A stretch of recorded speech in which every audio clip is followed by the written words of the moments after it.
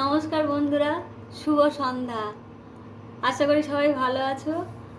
রোজকার মতো আজকে আমি একটা নতুন রেসিপি করছি, সেটা হলো লোটে মাছের পকোড়া। বন্ধুরা, প্রথমে কিছু লোটে মাছ নিয়েছি। এই লোটে মাছগুলো এদিকে জল গরম করতে দিয়েছি। এই লোটে মাছগুলো জলের মধ্যে কিছুটা ভাপিয়ে নেব, হালকা ভাপিয়ে নেব। নিয়ে লোটে মাছ থেকে কাঁটাটা বের করে নেব।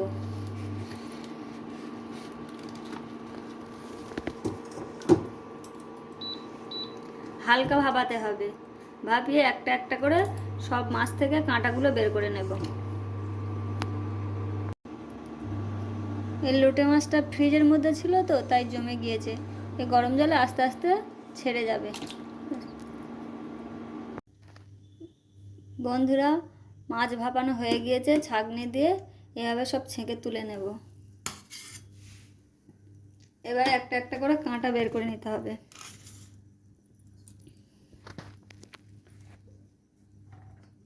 এইভাবে সমস্ত কাঁটাগুলো বের করে নেব।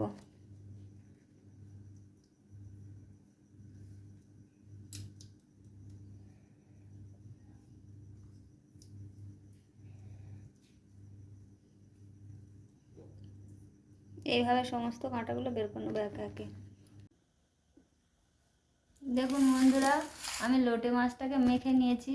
এই লোটে মাছের মধ্যে দিয়েছি বেসন, সুজি, পেঁয়াজ, কাঁচা লঙ্কা, ধনেপাতা, আদা রসুনের পেস্ট, গোলমরিচ, জিরে গুঁড়ো, লবণ, হলুদ, লঙ্কার গুঁড়ো আর লেবুর রস দিয়ে আমি এটা মেখে নিয়েছি ভালো করে।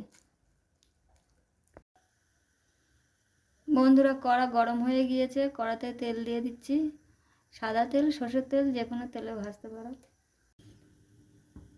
কড়াইয়ে তেল গরম হয়ে গিয়েছে। এবার একে একে আমি লোটে মাছের পকোড়া ছেড়ে দেব।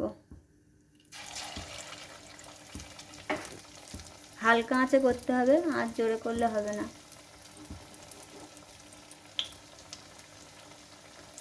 এরকম একটু চেপে চেপে নিতে হবে, না হলে গোল গোল করে দিলে ভালো ভাজা হবে না, ভিতরে কাঁচা থেকে যাবে। আর আমি এই মাখাটার মধ্যে একটু গরম তেল নিয়ে নিয়েছিলাম, যাতে ওটা মুচমুচে মতো হয় পকোড়াটা।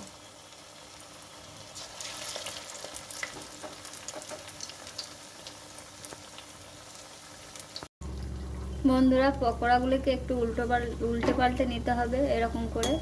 দু সাইড লাল লাল হয়ে গিয়েছে, পকোড়া হয়ে গিয়েছে। এবার তুলে নেব।